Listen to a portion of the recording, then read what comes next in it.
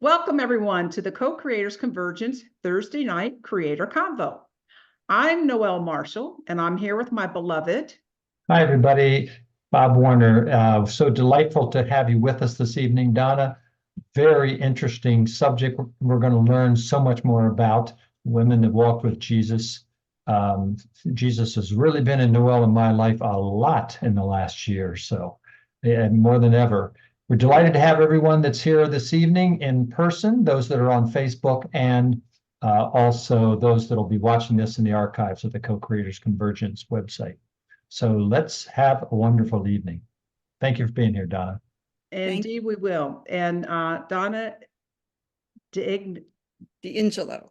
You know, it's like you say it correct in rehearsal like 10 times, and then you get on and, and mess it up. I'm glad you're here to help me through, Donna. So welcome, everyone. And those that are in the Zoom room, those that are on Facebook, come on in. It's going to be really a fantastic evening with so much information that Donna has to share with us. And before we begin, Donna, I want to tell the folks a little bit about the Co-Creators Convergence and the wonderful guests.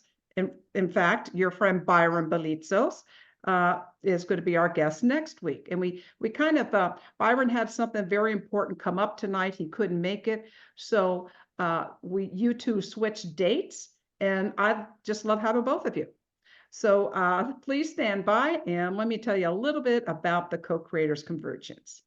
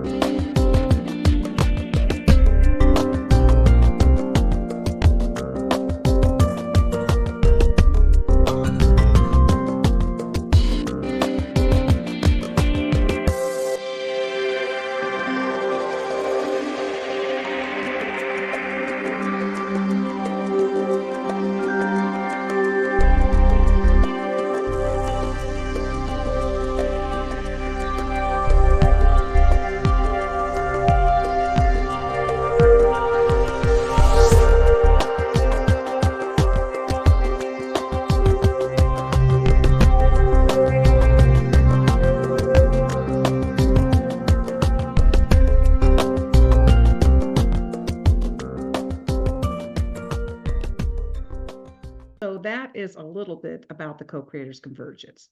So those of you that came in a little bit late and were expecting Byron Belitsos tonight to talk about the spiritual teachings of the Urantia Book, he will be here next week. And so this week we have Donna D'Angelo, and she has written an amazing book about the women who were with Jesus. And, you know, we know there's a patriarchy in effect, and we know that the Bible was kind of scrapped together in what the Council of Nicaea in about 300, and we know some of the gospel was written, 60 years maybe after Jesus was actually on the planet. So I think there's a lot of missing information, and Donna's going to be filling us in on that tonight. And you know what? What Byron did, he was so sorry he couldn't be here tonight to introduce his good friend Donna. So he sent a pre-recorded video. So if you want to stand by, I will introduce you all to Byron Belitsos, who will introduce Donna. So hold on just one moment.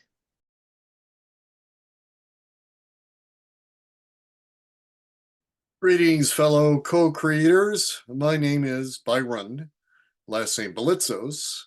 Hard to say, but I'm happy to be with you, and I'm delighted to be the one who gives the first introduction for Donna D'Angelo, who is speaking to you today. I was supposed to be speaking to you today, but we switched. But she and I have been collaborators for way over 20 years. and we're both lifelong students of the Urantia Book, which many folks have not heard of. It's sort of like A Course in Miracles, in a sense, it's a big fat book that is contemporary and has advanced teachings. The Urantia Book is different in that it provides a very specific biography of Jesus. It's about 40 times longer than what you get in the Bible. It's 750 plus pages in this book here called the Urantia Book. And this text has been a subject of controversy, but I think it's very straightforward in the sense that it's gorgeous to read, and especially the part 4, which is the life of Jesus according to the celestials who witnessed this and made a record of it. And it's also based on the record by Apostle Andrew that was used as a source. Donna's new book, which she'll be speaking about today, is based on that narrative and extends it. And so it's esoteric in the sense that the Urantia Book is a product of celestial authors, we believe, and Donna has contact with these celestial beings as well. I mean, that's a lot to take in. 2 different phases of celestial contact. The Urantia Book was earlier in the 20th century, published 1955, but these same beings have returned, and many new beings who are, part of the Urantia, what's called the Urantia Revelation, have returned in our generation, in our time, to extend the teachings of the Urantia Book. So if you haven't heard of the Urantia Book, there's a lot here. There's the Urantia text, which is much more than just the life and teachings of Jesus. We think it's an epical event, epical revelations, 2,097 pages, 2,097 pages. But what is most exciting, I think, is the focus of Donna's on the women who followed Jesus. Well, we know about Mary Magdalene and a few of the other women from the Bible, and many have extrapolated from that in recent times. It's like a complete cottage industry about Mary Magdalene. So from the celestial realms, it would appear, Mary Magdalene has contacted Donna, but so has also 11 other women who were with Jesus. And not only that, these women were told in the Urantia Book, the apostles, the female apostles of Jesus. Now, this is a big revelation. We've got the 12 male apostles. And the Bible kind of gives you 3 or 4 names, very briefly. The Urantia Book says that Jesus set aside 12 females who were following him, fervent followers. He chose, handpicked each one to become his female apostles. This is extremely revolutionary for this time, even for this time. And so that's why it was kind of suppressed by the early church. The early church was, male-centered or male-oriented, dominated religion, like all the other religions of the world, and they still are, more or less. So now it's time to redress that, and the Urantia Book opens that gate by naming these women and telling you about their work. But Donna's book gives you much more information, but it's in first person. It's first person. Each woman dictated to Donna their story. So we have 12 stories, first person. And I got to tell you, it's as inspiring as anything I've ever published. And I've published many, many, many books. I'm a professional publisher. Here's another book of Donna's, by the way. And yet another book of Donna's. And I published those as well. And I wanted to show you this kind of show and tell here. This is Barbara Marx Hubbard's book. Doesn't come through that well, of which I'm also the publisher in 2012. Of course, birth 2012. And I was editor and publisher with Barbara of that book. And Barbara became later a little bit of a fan of the Urantia book because of me and our friendship. And she came to a Urantia conference at my invitation in 2017 and actually spoke to the conference about her impressions about the Urantia revelation. It was a very, very special time. And unfortunately, we don't haven't located the video of that, but I have photos of that. And it was really, really sweet to have Barbara there because Barbara very much agreed with the notion of evolutionary religion and evolutionary deity, which is a cardinal teaching of the Urantia book. So it's very much overlapped with Barbara's work.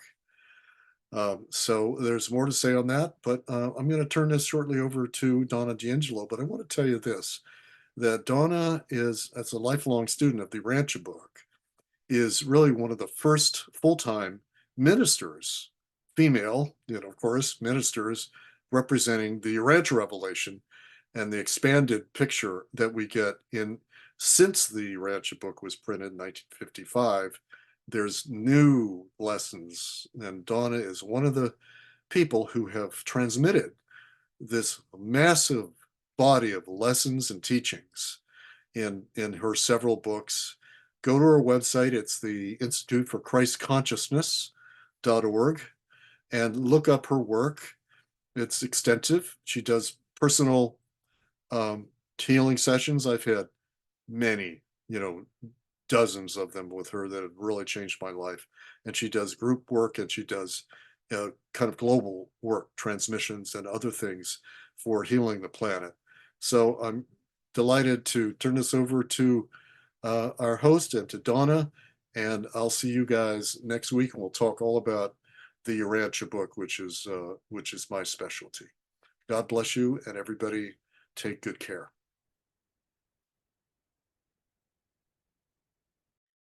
What a wonderful introduction by our friend Byron Belitsos, who we met when he published that book, Birth 2012, with Barbara Marx Hubbard. We were actually part of Barbara's group teaching for a year, that Birth 2012 year. And we became very good friends with Barbara, and she was our neighbor when she left the planet.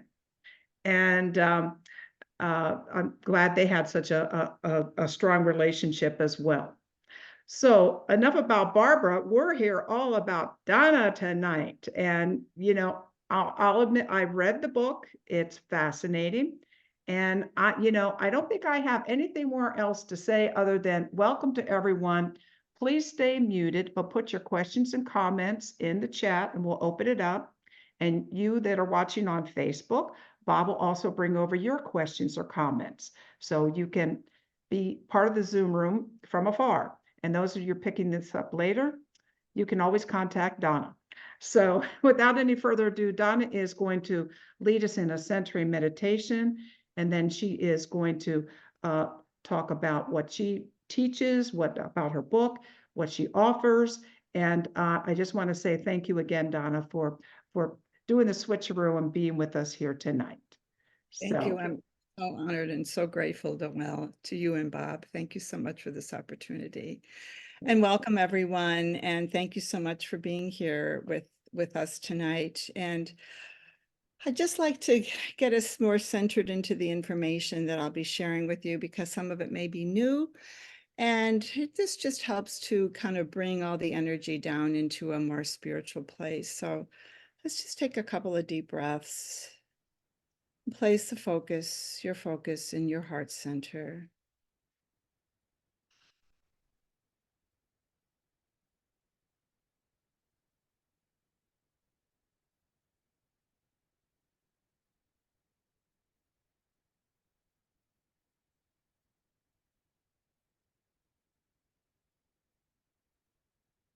Just imagine yourself in the most beautiful place you can ever be. And you're grounded into that, and your body and your mind are relaxing. The mental chatter is quieting. And there's this beautiful flow of energy running through you from above your crown chakra down through the chakra system and through your feet into the earth.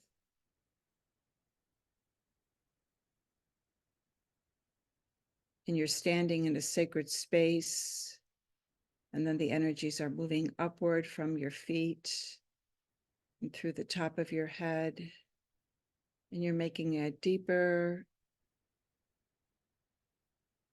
and more grounded connection to who you are in a higher version of yourself.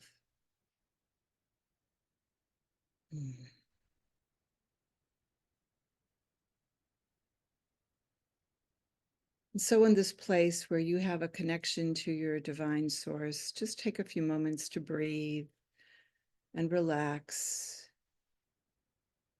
This is your place of sanctuary, of respite, of insight, and just allow this inner environment to gently pulse in you now.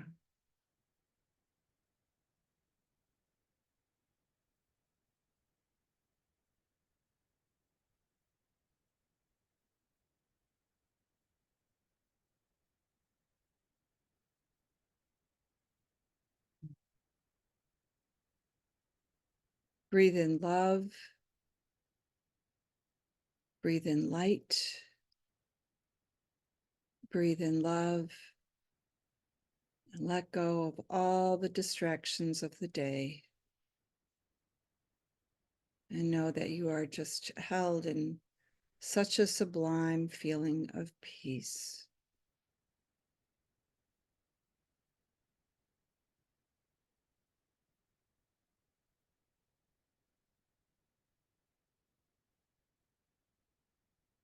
I invite you to stay in this heartfelt place of peace as I share my story with you tonight. And so if you'd like to remain there, I'd like to begin with my sharing.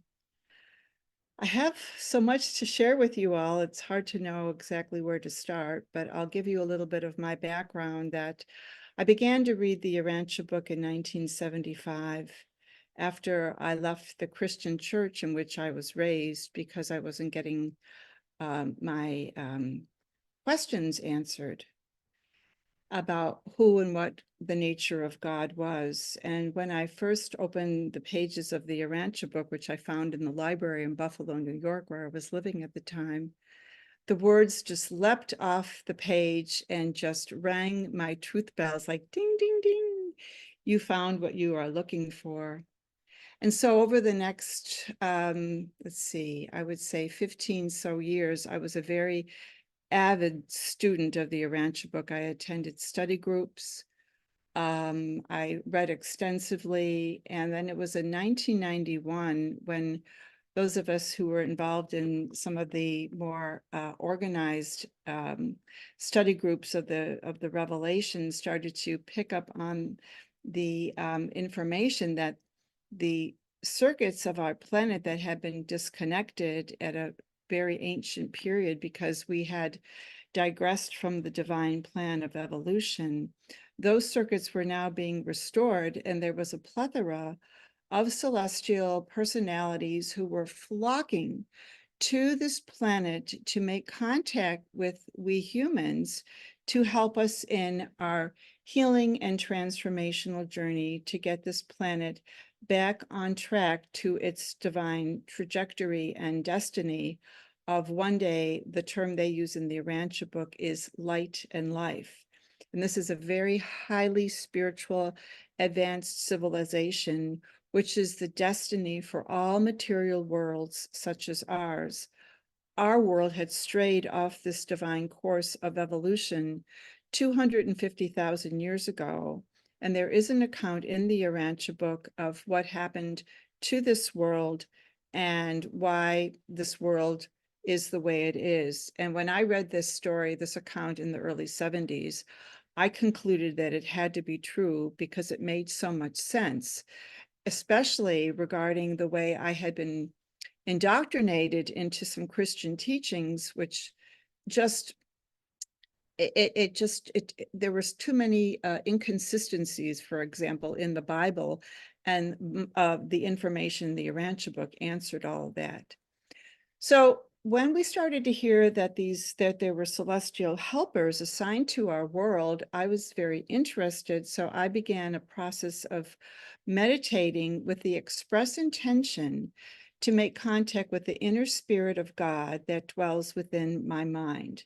And one of the large themes in the Urantia book is that there's an actual divine fragment of deity, our creator source, that actually divests itself and lives within our human consciousness to act as a thought adjuster to attune our thinking and our feeling the way our creator would want to think and feel through us.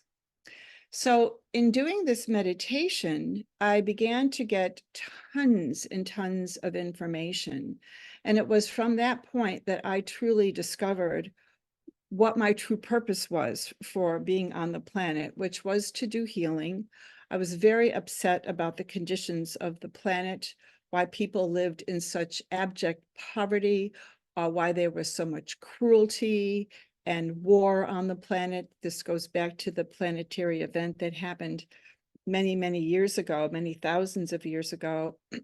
And now we are in a phase called the correcting time, when all of the ills of the past are being healed and corrected via spiritual help, basically being done by the humans of this world with tremendous divine and celestial help.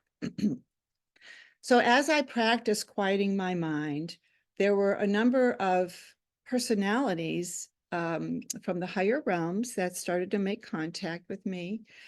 And one of the groups was these 12 women whom Jesus commissioned as his female apostles.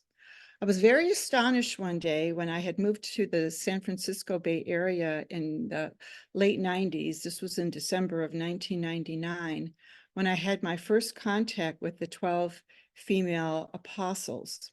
I was with two other women, friends, also Urantia Book readers, and we were talking about our mutual interest in healing. And all of a sudden, my inner vision opened, and there were these 12 women all lined up before me in my mind's eye, and they were in these luminous pastel colors of ancient garb, and they identified themselves as the 12 apostles. Well, I told female apostles. So I told my friends what I was seeing, and then all of a sudden Jesus appeared behind them with his hands outstretched, and each woman was lined up in between his hands, and they were radiating so much love and encouragement because they wanted us to start a healing group. Now, this was back in 1999, and we tried a few things, but we never really got off the ground. And then I didn't hear anything from these women for, let's see, it was 11 years. But in that time, I'm developing my spiritual ministry. My teachers, my celestial teachers, were giving me tremendous amounts of information about human consciousness, how it functions, how ancestral memories are carried forth on the epigene, how the chakras function, how spiritual personalities engage in our human energy system, how our higher selves interact with our human nature.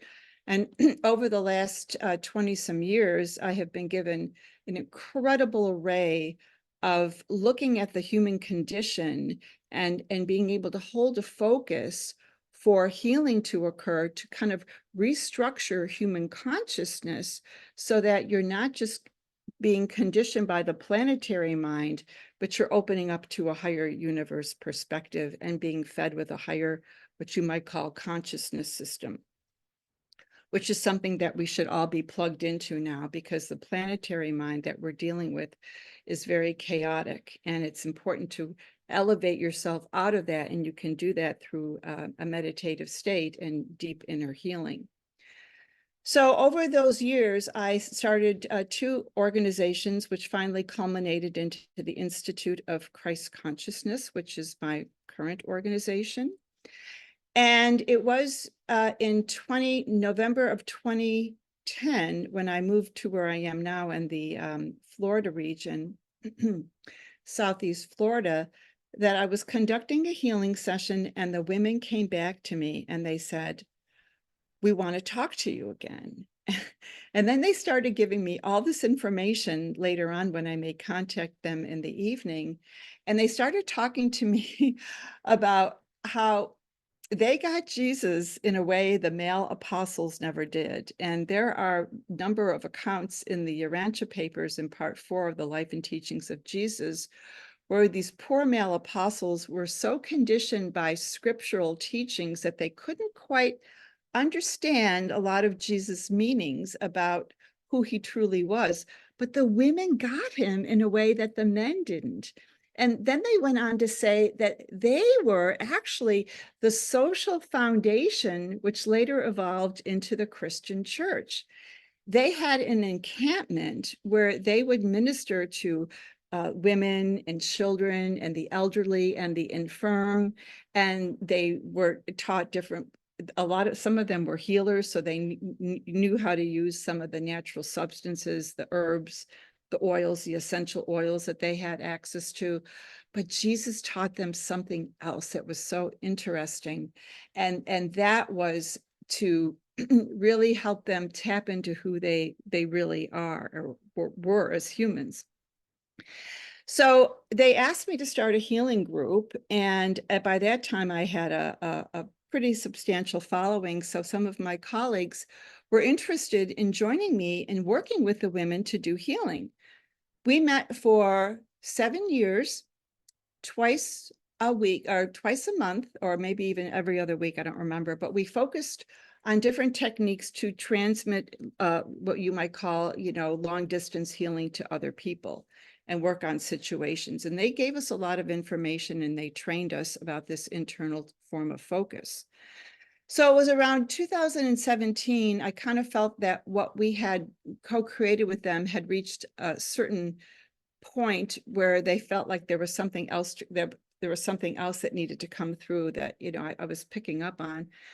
And then for about a year, I didn't hear from them. And then it was December 18 when they said, "We want to speak through you. We want you to tell our story." And I was a little intimidated because that was a big order to fulfill.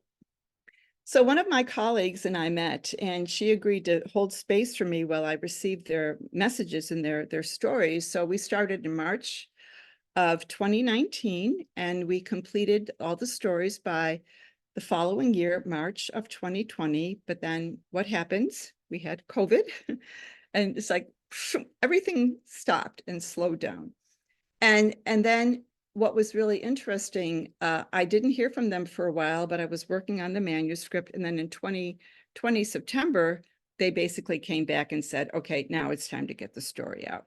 So they were seeing conditions on the planet that they could see that the time was right to get the story out, with the downloads of the divine feminine now coming into the planet and helping people understand that there is a feminine counterpart to our creator. And so they, in my estimation, they felt that this was the time for the book to get ready. Well, I told my friend Byron about it, and he agreed to publish it for me, and then it became available last year. So that's the background story. The important points that I really want to emphasize here, especially for those of you who love Jesus and are in direct relationship with him. And this is something that opened my heart when I read part 4 in the Urantia book. I felt him in a way that I never felt in the church. I wanted to be like him because it really goes into how he crafted his humanity up to this point of such magnificence that he became aware of who he was in his divine persona. And this is the path for us to follow, because we all have a divine purpose. We all have a divine plan.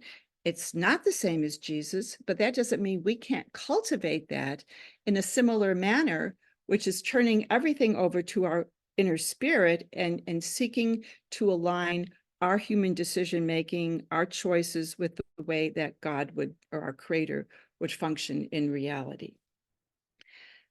What was so striking about them, and this was a very emotional experience for me because I not only heard their words, I felt their personalities and the feelings that they were expressing, especially how much they loved Jesus.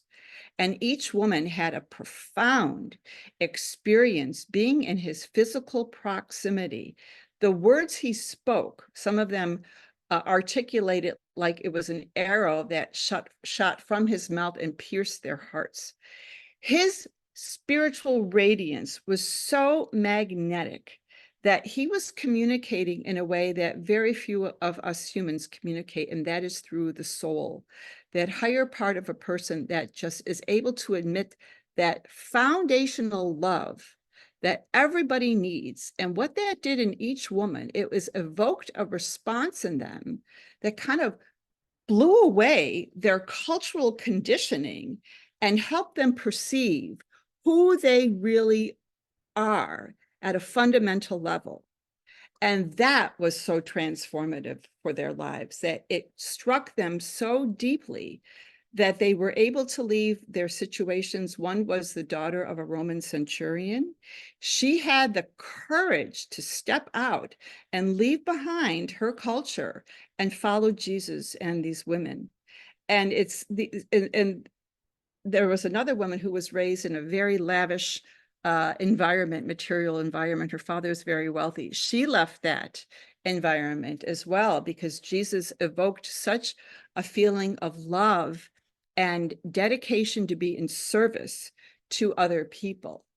And they also talked about their relationship to the Divine Mother, the Holy Spirit, the feminine aspect of the Creator, who lives within us, and how Jesus brought out this idea that the Divine Mother loves them and values their female nature. And of course, back then, there was a tremendous amount of misogyny, and even it's riddled through the Pauline teachings in the Christian church. Jesus cut away all that. And it was very astonishing for not only his male apostles, but all the people of that time, of what he did to liberate women. And he was what you might call the first women's liberator. He loved women. He understood them, and he understood their value of what they contribute to a planetary culture. So it was a very, very inspirational experience for me to feel how he transformed their lives. And then he taught them this type of soul-to-soul communication where you listen with, very deep empathy to what a person is saying, and just send that foundational love into their soul to give that little tiny soul a chance to breathe and feel, I have a safe space to grow. Many of us, especially in our Western cultures, live in a highly materialized environment where we're focused primarily on material acquisitions and jobs and things like that. The approach that Jesus takes is go within and make contact with the indwelling spirit of God, the Creator within you. And he doesn't try to define that for people. Each person has the ability to find that out for himself or herself. But the important thing is to have that faith relationship. And his, excuse me, need a drink of water. His faith in his Creator source was so strong that he could follow this path that led to this horrible death on the cross that he did not have to go through. He chose to do that naturally because that was the natural unfolding of events. So there's a big deviation in the Urantia book about the atonement doctrine that really clarifies what happened to him in his final days. The women were steadfast and loyal to him to the end. And it was such a remarkable experience to hear their spiritual experiences with Jesus. This is not a book about their material lives, how they lived or when they died, although a couple of them did talk about that they had some pretty grisly passing because of the persecutions, but primarily their story is one of joy, and the joy of who they were, the joy they had in themselves that Jesus evoked in them, and the joy that they had in loving service. And the gospel that Jesus preached, which differs from the Christian gospel, is very simple. It's just faith in the parenthood of our Creator and loving service to the family of humanity. Now, I'm paraphrasing it a little bit, but that's my interpretation of it. Very simple. When you follow that inner path, that divine guidance, that still small voice gives you, that voice grows stronger, and then you become more unified with that voice. And that's what happened to the women. And what they want to do now is to bring back their story of how Jesus evoked that soul response in them, that they could go out and become who they were designed to be by our Creator, and then establish this loving ministry to our brothers and sisters that later evolved into the Christian church. And unfortunately, Paul and some of the other apostles were not able to understand Jesus' deeper meaning of why he established and commissioned these women. But now it's time for their story to come back to life, and for women to take a more visible leadership role in religious or in spiritual development on the planet. There is a line in the Urantia book that says, "The hand that rocks the cradle fraternizes with destiny." The Divine Mother is the womb of consciousness in which we live. The feminine component of spirit is the womb of consciousness, and we live within her. Everything that gives us the ability to think, feel, and respond comes from our Divine Mother. And it is time for that story of how the women responded to the divine feminine and worked in that loving ministerial service model of just being validating each person for who he or she is. And that's basically the work that we are replicating at the Institute of Christ Consciousness. And in the healing sessions that I do with people, I hold a space for that person's higher self to come in and start blending into the human nature, so that you're moving through this level of how can I say it, experiencing more of who you really are from a higher perspective. And it's been fascinating to see all of the help that we're getting now, especially during this very important time when we're kind of in the changing of the guard, where an old paradigm is losing its grasp in human consciousness. Doesn't want to let go yet, but we are shifting into this higher dimensional reality of who we are. And Barbara Marx Hubbard was a very pioneer of the evolution of consciousness.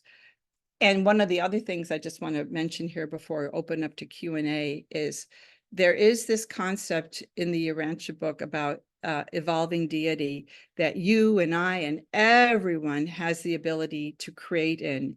And that's when we start developing our higher purpose. And when we create in this evolutionary deity, we are all participating in this growing Godhead, if you will. And that is how we are going to heal our world, heal and reform our social institutions. When everyone is paying attention to their inner guidance and connecting to their true purpose, this is when we will truly see heaven on earth. So I think I'll take a breath there. And that's kind of the big picture here. That's really amazing. I could just feel, I have read the book, and I just would like to know if you would like to mention some of the names where I recognize some of the names, like Rebecca and Rachel, Susanna. Were they all mentioned in the Bible, or were there some that were totally new to you? They were new for me in reading the Urantia book. Mary Magdalene, probably the most prominent one. Their names are Agamon, Kelta, Elizabeth. Agamon was a widow, and she joined Jesus' group after her husband died. Kelta was the daughter of a Roman centurion who left her family to follow Jesus. Elizabeth was the daughter of a very wealthy man who left that family position. Joanna was the wife of the Hazan in one of the synagogues. I got to go through alphabetical order. See, that's 1 to 4. And then there was Martha. That's right. Martha, who was a sister of the apostles Peter and Andrew. And then Mary Magdalene, who was found by, she came on later when the other women went into where she was working and brought her out of the brothels. She had a very profound experience with Jesus. It's one of the most profound experiences she shared with me. Then there was Milka, who was the cousin of Thomas, the apostle Thomas. Mm-hmm. Then there was Nasanta, who was the daughter of a physician. So she understood the herbs and she did a lot of healing with the medicinal plants. Mm-hmm. And then there was Rachel, who was the sister-in-law of Jesus's brother, Jude. So she was peripherally related to Jesus. Then there was Rebecca and, oh gosh. Susanna. I'm blanking out on her. No, there's Rebecca. Let's see. Who am I missing? I'm missing one. And then there was, oh God, I'm blanking out here. And then there was Ruth, who was the daughter. I think she was the daughter of Matthew Levi. I know I'm missing one. Then there was Susanna. She was the leader. Yeah, I'm sorry. I'm blanking out on a few names. I got 2 questions for you right off the bat. I didn't know Jesus had a brother named Jude. That kind of surprised me. I thought it was just James. Okay. So here's a big secret that's in the Urantia book. First of all, Jesus was not the product of a virgin birth. Okay. That is a complete misnomer. And that's kind of like a derivative of the Mithraic tradition of a Savior son, born of a virgin whose feast day is December 25th. And Paul took a lot of the Mithraic concessions to blend into Christianity because he wanted the converts. So he had to make a lot of concessions to some of the evolutionary religions that were in the Roman Empire. Joseph and Jesus were the biological parents of Jesus. Wait, Joseph and Jesus.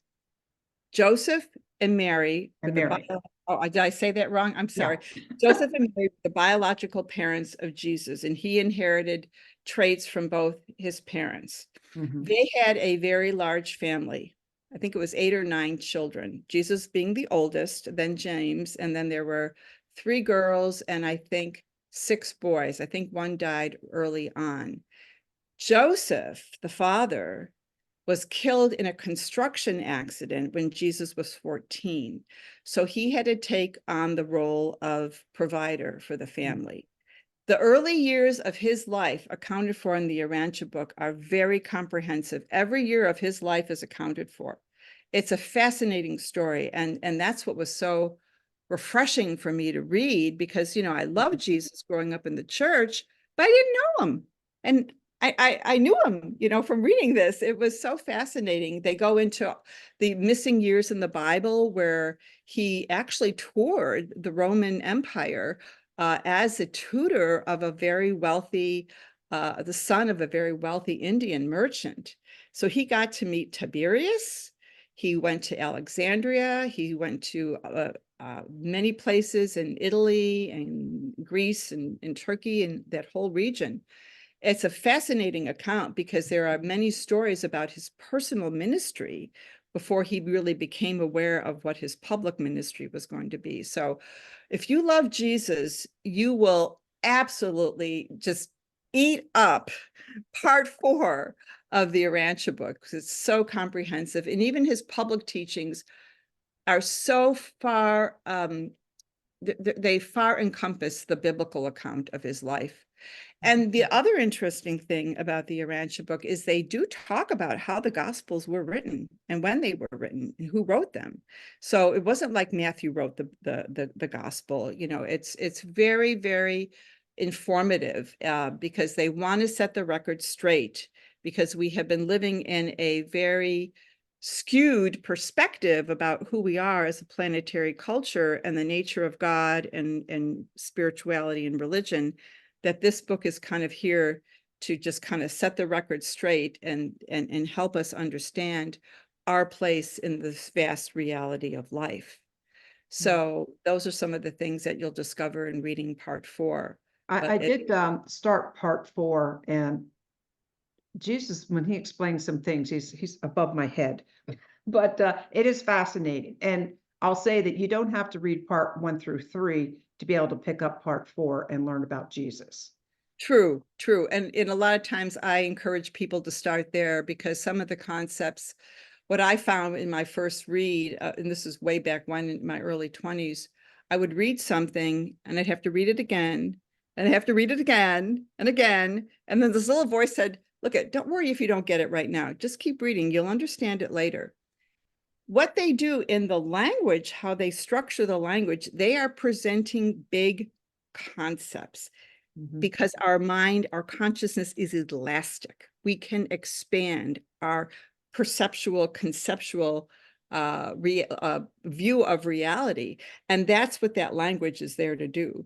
And so when I was reading, it was like, you know, all these cobwebs in my mind from the indoctrination is blown out, you know, and there was this clarity that came in. Oh, that's the way it is. You know, it makes a lot of sense.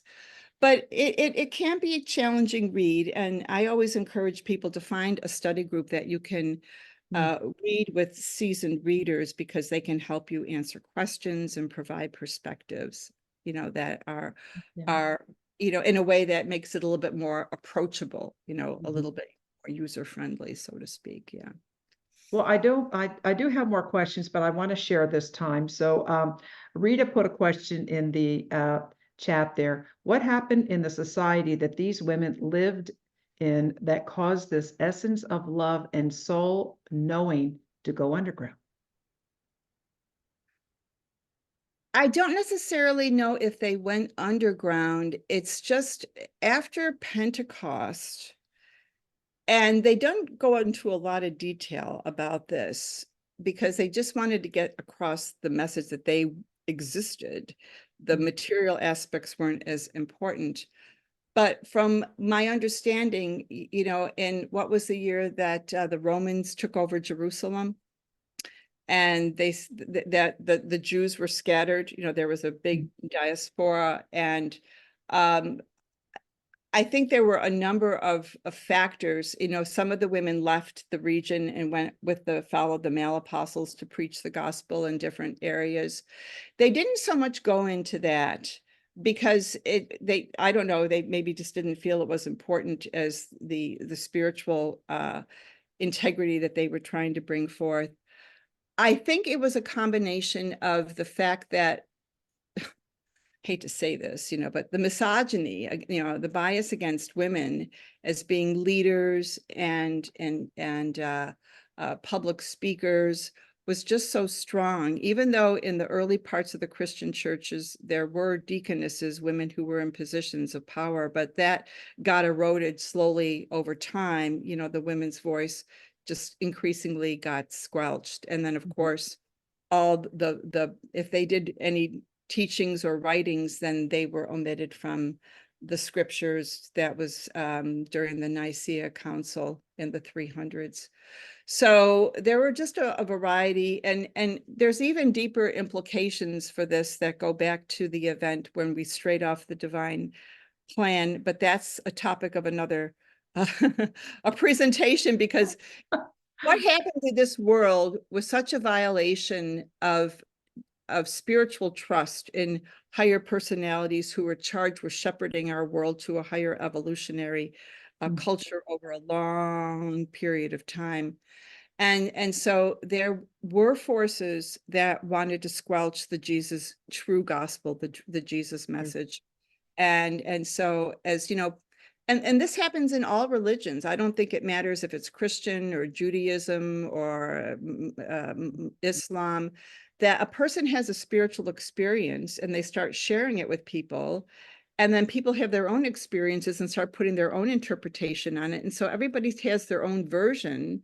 And then it gets all kind of twisted up into certain dogma. We got to believe it this way, you're going to believe it this way. And Jesus was here to really kind of set the record straight. You have a direct pipeline to the Creator. That deity fragment lives within you. You have a direct pipeline. You don't need this priesthood class. You don't need, a guru to tell you what to do or what to believe. You have a direct. But that message was so powerful that he got in trouble with the ecclesiastical authorities that said, We're not having that. he can't And hang around. We're Yeah, not going for that. Yeah. So that is a dynamic that still exists in our planetary culture. Believe what I say because I have the authority instead of I am my own authority and I am going to develop my own personal connection with my Creator and get the answers I need.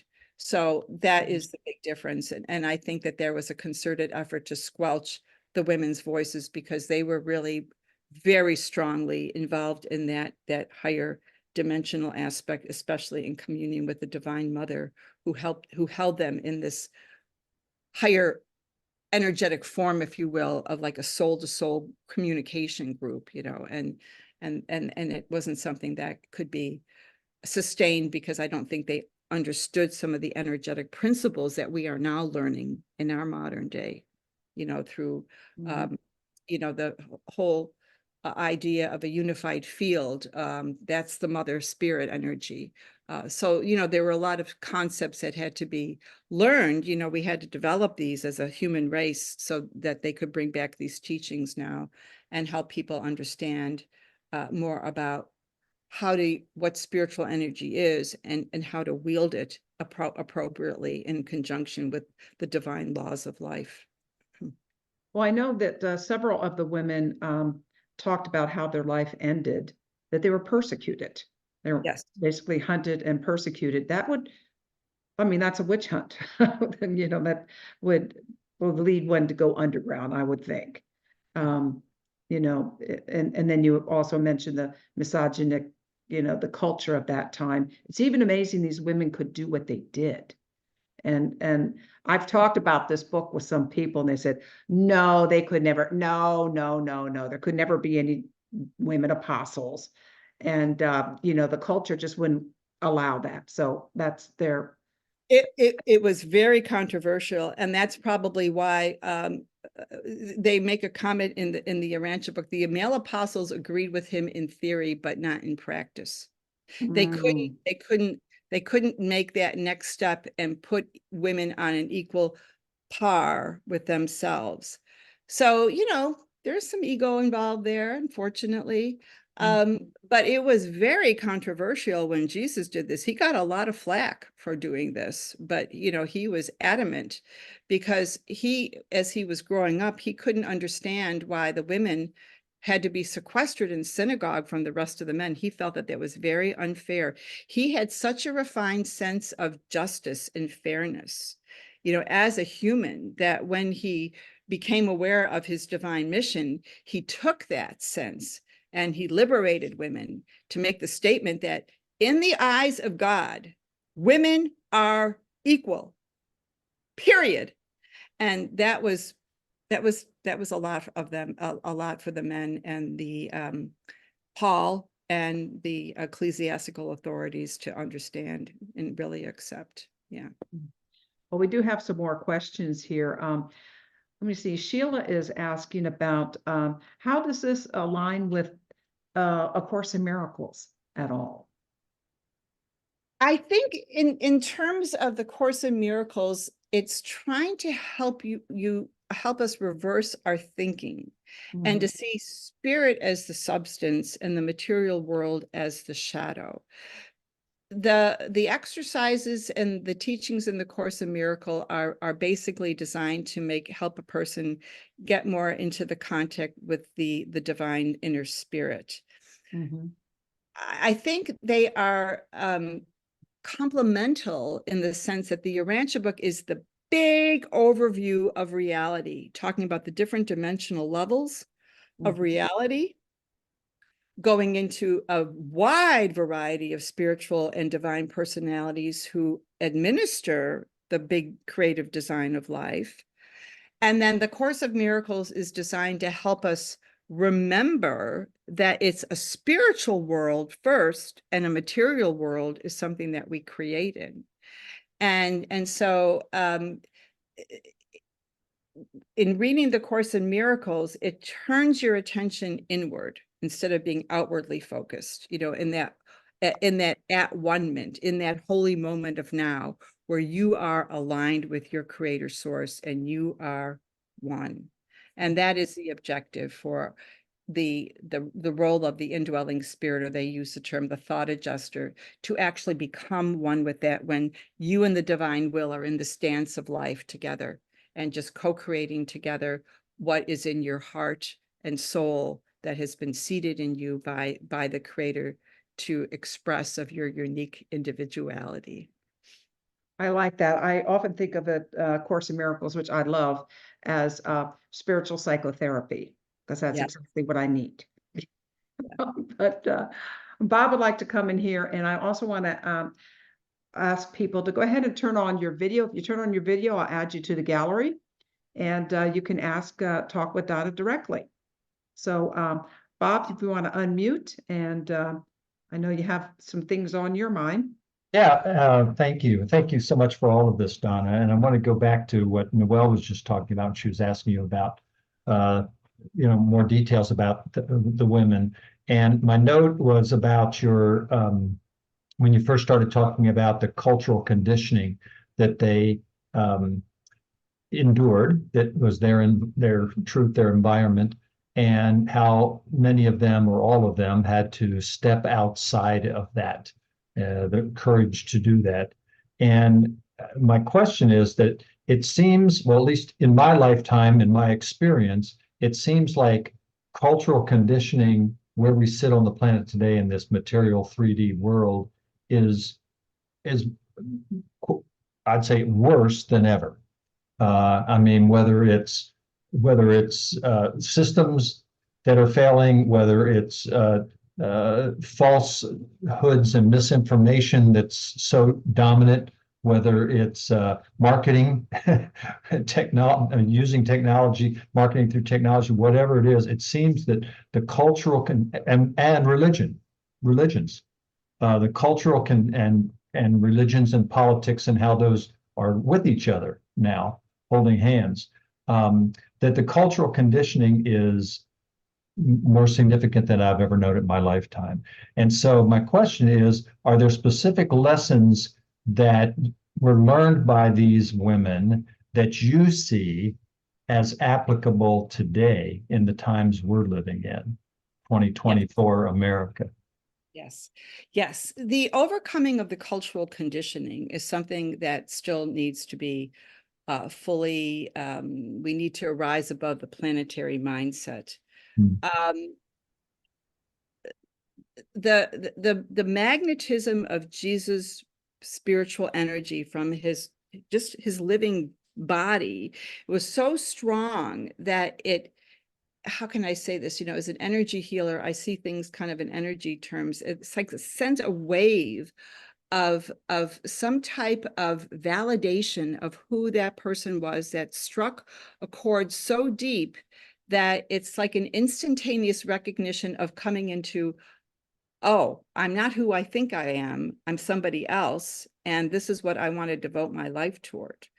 When you have an experience like that, it's like an inner revelatory experience of the real you that was given to you by the creator. When you become aware of that, you can elevate yourself out of the cultural conditioning so that you can be in this world, but not be of it. You don't have to believe in what the culture is telling you. And that's some of the work that I do, is to help a person feel safe enough and strong enough in your own faith in yourself, in your higher self, in your creator, that you can make that ascent out of the cultural conditioning. And I had to do this myself when I started learning about the techniques of true spiritual healing. I had to go into my ancestral line and to see how they had been influenced by their cultural conditioning and my own cultural conditioning. And having the context of the Urantia book was extremely helpful because it already provided me with a broader scope of the nature of reality so that I could look at this world and say, this is not the way it is in the universe. This is not the way things are conducted. And I even had an experience like that, revelatory experience about 30 years ago, when I saw the world, our planet, and everything we were doing was backwards against the way things really operate in reality. And I had this feeling of utter crystal clear, pristine clarity in my body. And it was the best feeling I ever had. Wow. And when it was gone, it only lasted a few seconds. I said, come back, I want to look at this. But when you have a revelatory experience like that, it changes you in the blink of an eye. And Jesus' spiritual magnetism was so powerful that he could do that for these women. And they were open. Now, did everyone have an experience with him? No. But these were women who were hungry, spiritual hungry. They had questions about who they were. They were doubting themselves. And his presence in them was like a breath of fresh air that just swept away all that baggage, that extra weight that they had been carrying, and liberated them to strike out on their path of service and devotion to Jesus. And so we can overcome the cultural conditioning. It's not something that we have to buy into, and that's the beauty. And I hope Byron talks about this next week, that the cosmology of the Urantia book, especially painting the picture about what happens to us after we leave this planet. What are the next levels of reality that we traverse on our ascension journey, are so beautifully laid out that it's just like life is a continuum, and we just pick up where we leave off. And this is very immensely edifying to a person who's really searching and struggling with the conditions of this world. We are going through a phase of correction to become aware of the problems that this world has faced in a way that we have never faced them. We have to look at evil, and we have to make a choice whether or not we're going to choose to participate in that or open up to our spiritual potential. And people are being kind of like, it's like an inner heart call, like, do you hear me? Do you hear me? Do you hear me? And if you don't pay attention, sometimes it's going to get a little rougher. And I've gone through those experiences too, where, I really had to pay attention, when I was veering off track. So it's something that we can overcome. It's something that we have spiritual helpers to escort us through this phase. And it's something that I love to do to help people open up to their higher potential, to just kind of get us out of this negative bandwidth that we live in, and just opening up to this greater dimension of joy and peace. And that's not to say that life is going to be a bed of roses. It's just that you're not as impacted by the junk that we're going on. I mean, I can watch the news and laugh at it. It's like this cosmic irony that I'm seeing, watching this drama play out, where we're faced with all this evil information, and yet it's just a shadow, and it's fleeting, and as more light comes in, as more spiritual information comes in, we're gonna ride this storm out. It's a storm, and it's intense right now, but we're gonna ride it out. And you can elevate yourself out of that. And I can talk with you more about that, at another time. Awesome. Because I love to help people overcome this and really anchor into who they really are, because everybody has such gorgeous potential. Everyone has a beautiful part to play in this correcting phase that we're going through. If everybody was doing this, we could almost heal this planet instantaneously. That's how powerful the spiritual energy is. And that's what Jesus wants us to tap into, because we have a right to know this. This is part of our divine inheritance that's being restored to us. And it's time for us to take advantage of that, and to learn these spiritual principles, and to use them in conscious co-creation with other people and with all of the helpers that we have around us. Thank you. Thank you, Donna. I want to invite Margot into the conversation if she'd like to say something. Hi, Margot. Hi, I just put in the chat, you got to watch the news, like when you're in a movie that's bothering you and you say to yourself, it's only a movie, it's only a movie. If I could Yeah, only it's pretty bizarre. It's do pretty, that with the news. yeah. Who's making this stuff up? Oh, I guess Yeah. we are. So, Bob, I liked your question about so many of churches these days are talking about Jesus died for our sins, and you asked whether there was, what did you ask? In the chat, something about Yeah, whether, oh, where to go? Here it is. So what did the women say to you, if anything, about what many believe today, that, quote, Jesus died for our sins? They didn't really address that because it's definitely very well spelled out in the Urantia book that that is not what really happened. As I mentioned earlier, Jesus perished because the ecclesiastical authorities were so incensed at what he was promoting, which essentially was to strip them of their authority because he gave everybody a direct pathway to the Creator, that they wanted him killed. So they conspired with the Roman authorities on trumped up charges with false witnesses to try him and then crucify him. The last few papers of part 4, where they go into Holy Week and his crucifixion and resurrection, are so comprehensive, and they really set the record straight. In there is a profile of Pontius Pilate and how weak he was, and how he was very much threatened by the Jewish ecclesiastical authority, threatened with revolt against Rome if he did not kill Jesus. So, and he capitulated to them.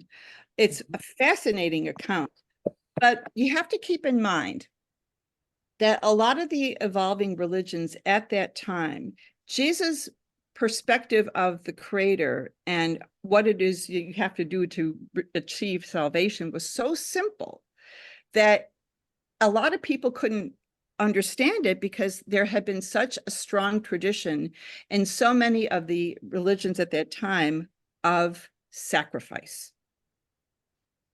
You had to sacrifice in order to appease the gods or the Creator. And Jesus did away with the sacrificial lamb at Passover.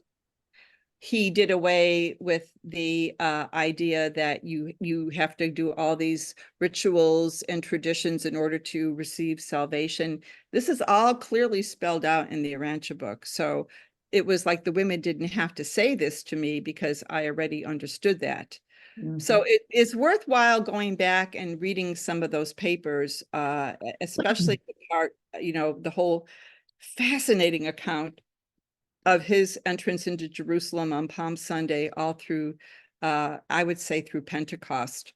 Fascinating, beautifully expressed, some of the most rich, profound spiritual truths that you can read, and it'll just touch your heart and soul, and just really fill you with so much joy. It's like, yes, this is the way it really is. He was a revolutionary character, and his ability, his spiritual magnetism, I believe, is a demonstration of what we can achieve as humans if we set on that path and truly set our lives to follow his example, to live that God-centered life, and become more Christ-like. And hence the name of my organization, the Institute of Christ Consciousness, to help people open up and reach that higher state of consciousness that he so magnificently demonstrated for us in his human life. It's a wonderful story. It's just fascinating. I love reading it. Oh, we have more questions here. Let's see. Sheila would like to know, was Jesus in a scene? No. According to the Urantia book, no, he was not. he traveled the Roman world for about a year, and he worked in Capernaum as a carpenter and a fisherman. He also was a scribe in Damascus. He was a caravan leader.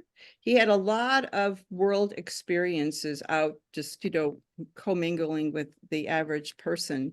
But no, he was not in a scene. No, and I know there's a lot of stories about him in this and that, in different texts and things like that. But to be honest with you, I have just stuck with the Urantia book because that has made such an indelible impression on me that it just seems to make the most sense of everything I've ever read, because of the way it's laid out so comprehensively. Every year of his life is there, every year. Every year. And they go into great detail about every year of his life too. It is every year. And I didn't know that the Essenes, they were like my impression is they were like a cloister community, and women did not have a big role. But yeah, I don't know that much about them, but I know that, they do say that, they talk about his life, and there was no mention of him being in a scene in there. He really was a unique individual. He followed his God path, and he didn't let anybody else get in the way of it. No, I guess that will make sense. Why would he take on a specific way of life? He had a life, and it was directly with Creator. Yeah. And he was an original thinker. He was a very original thinker. Yeah. Had he been on this planet before? No, but no. In the Urantia Book cosmology, the creation is subdivided into many different, what they call universes, local universes. Mhm. And a local universe has two divine parents, a divine father, who is the creator of the universe, and the divine mother, who is the Holy Spirit and lays her gravity lines so that life can exist. And she stays at the center of her creation, where she's building and growing her family. And there's many different types of personalities. There's angels, there's humans, there's universe teachers, ascended masters, there's all different kinds of personalities. In order for the Creator Father to have complete sovereignty in his universe, where he can do whatever he wants, he has to undergo 7 incarnations of the actual children that he creates with the Divine Mother. His 7th and last bestowal was as a human, and he picked this world. Of all of his worlds, and there's potential of 10 million worlds like ours in his universe, he chose ours because we were one of the worst planets in his domain, because our God concept was so ill-developed and so distorted that he came here to set the record straight, to, number 1, reveal the loving nature of our Creator, and number 2, to show the Creator that even humans, as backwards as we are, can achieve a higher state of consciousness. So he was not here before. I mean, I'm sure he's visited this planet many, many times, but we wouldn't know it, Right. But no, he was not here before, but he did have an indwelling spirit that was also the indwelling spirit of Macaventa Melchizedek, who was here at the time of Abraham to continue the development of the monotheism, which was in danger of being extinguished because of all the anomalies that happened on the planet from its prior deviation from the divine plan. Mhm.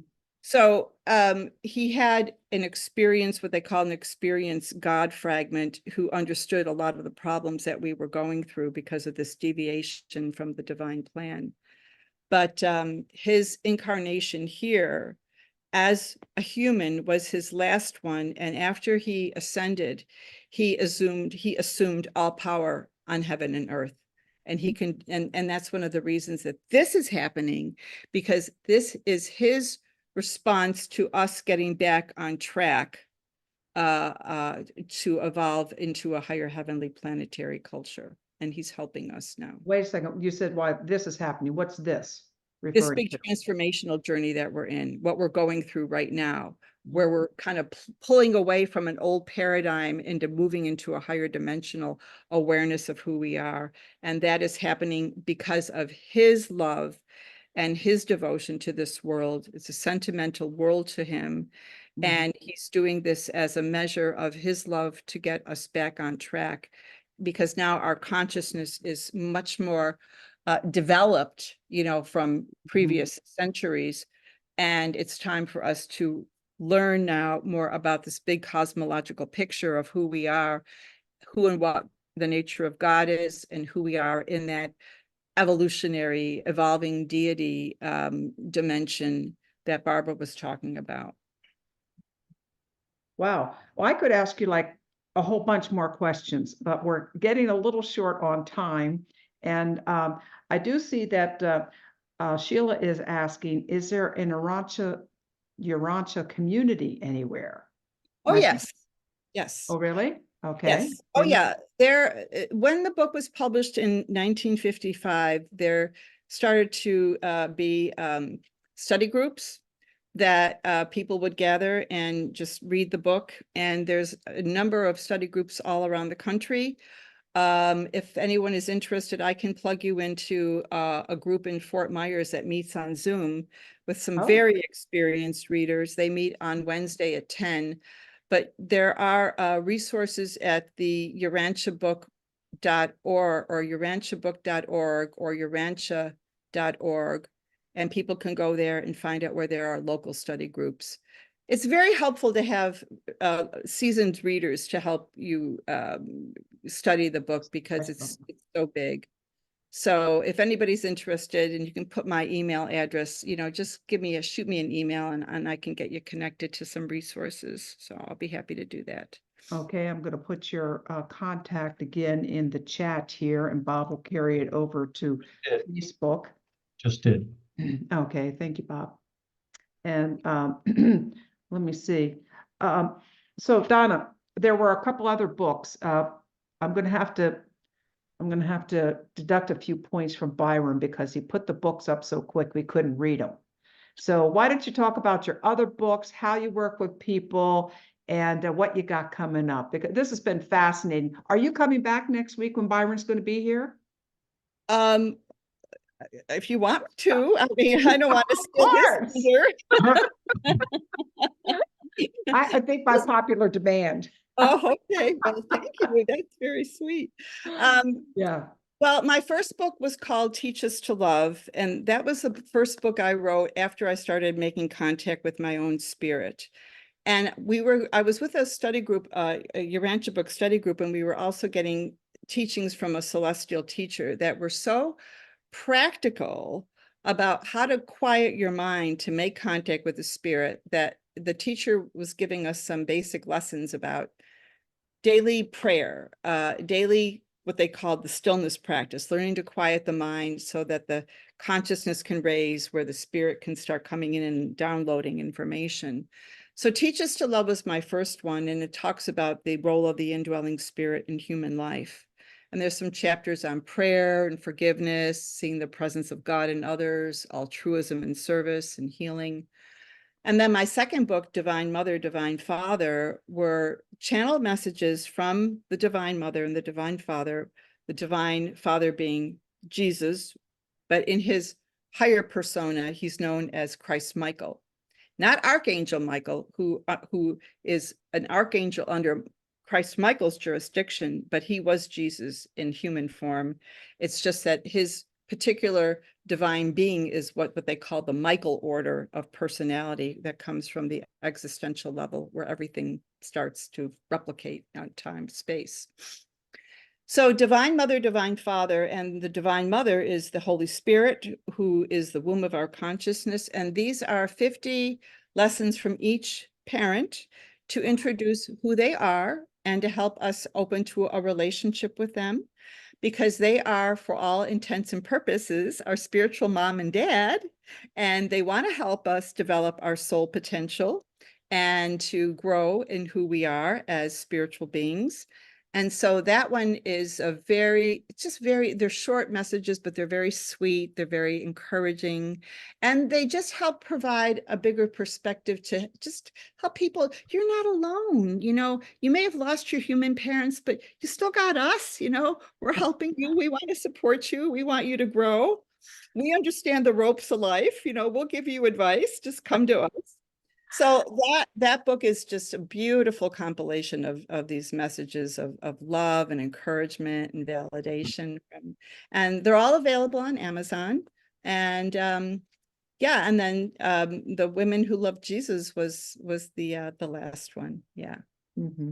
Oh, I encourage everyone to read that one. I just think it's just fabulous.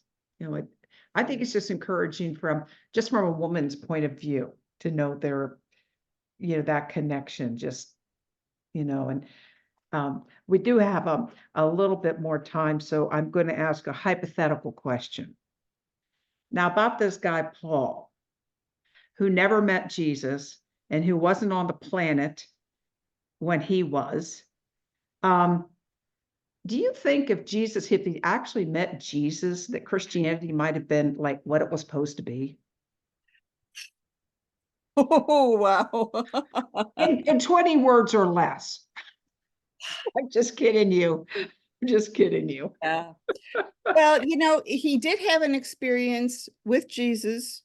When people have these religious experiences, I think it's fair to say that their lives are changed, but that doesn't change them in every way. Like there's still some pre-existing cultural conditioning that a person has to be willing to, let go of. And unfortunately, in Paul's case, he wasn't able to let go of his misogyny.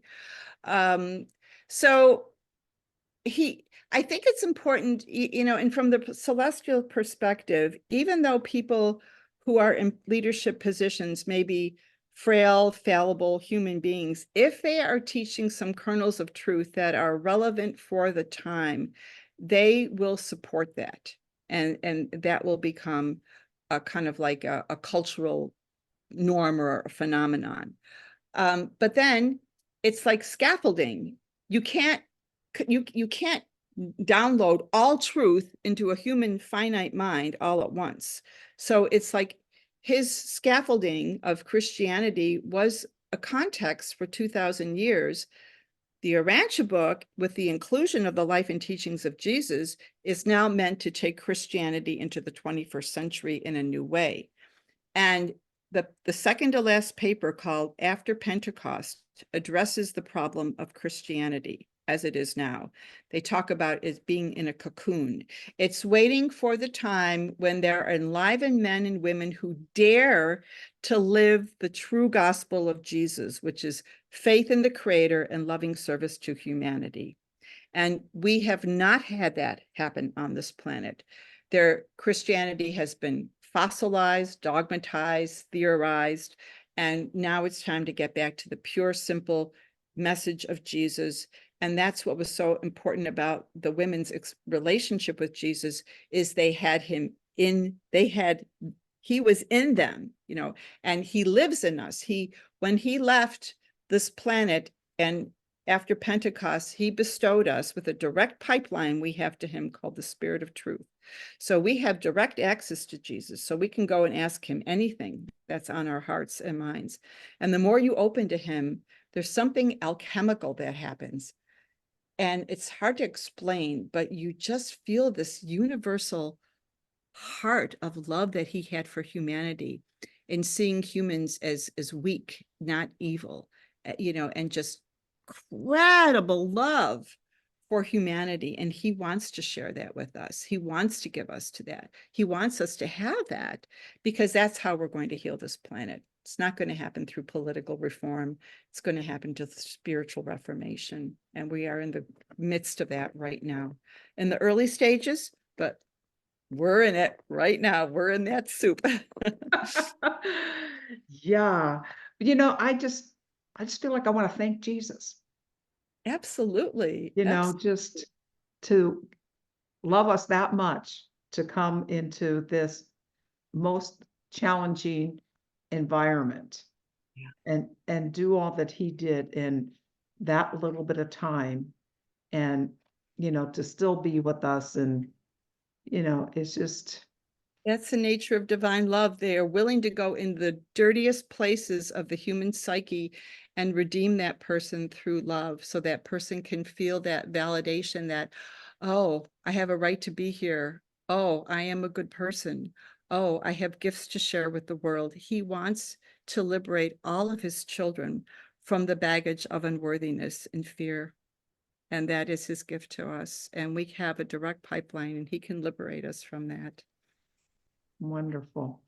Well, I think that's a perfect place to stop. I just want to, say thank you so much for being the conduit and coming here tonight and sharing your wisdom, your experiences, and offering to, stay in touch with our group. And, it's just such a gift. I just feel Oh. so blessed.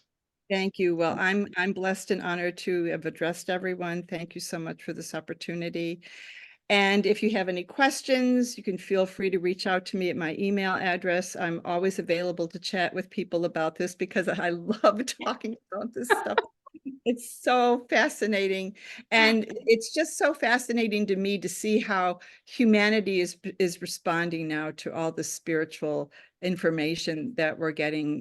We are heading into some really wonderful times on this planet. We just got to get through a few tough years, but it's going to be so much better. And I just encourage everyone to open your heart to Jesus and just let him just hold your hand, and don't be afraid of any judgment or anything like that, because his love, when you really experience it, it just makes you feel so whole and purposeful. And Mhm. and that is my wish for everyone, to feel that wholeness and purposefulness, because we're all beautiful children of our loving creator, and we have so much to give to the world. So I'm so grateful to you, Noelle and Bob, for this opportunity to address your lovely group. Thank you so much. I'm deeply Thank you. And we've had a steady group watching online as well. And so thank you all. And thank you, Byron, for the connection. We wouldn't have had otherwise. There's been some wonderful comments from Marianne and Noreen and others just loving this and thanking you, and just thinking Karen's mentioned how amazing it was. And this is going to be edited, and it will be in our archives. So if you want to listen to it again, I have to read the other two books, and I'm looking forward to it. So what a gift. So Thank you thank so you much. everyone for joining us, and please come back next week where we'll have Donna's compadre in Urantia teachings, Byron Belitsos. And we'll be able to dive deeper into the whole big picture that Donna has been alluding to throughout the time tonight. So Donna, you're welcome back too. Thank you. I'll talk to Byron about it. Okay. Okay, Good night, everyone. Thank you. Hi, everyone. Thank you. Good night. Good Thank night, you. everyone. May peace prevail on earth. Prevail on.